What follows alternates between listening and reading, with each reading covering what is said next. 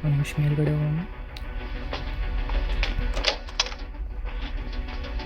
So okay,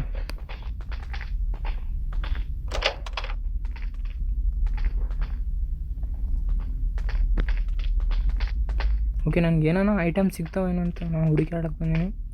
ಏನಾನ item ಸಿಕ್ಕು ಅಂತಂದ್ರೆ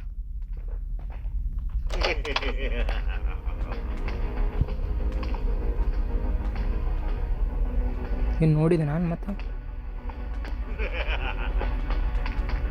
ಓಕೆ ಐಟಮ್ ಏನಿಲ್ಲ.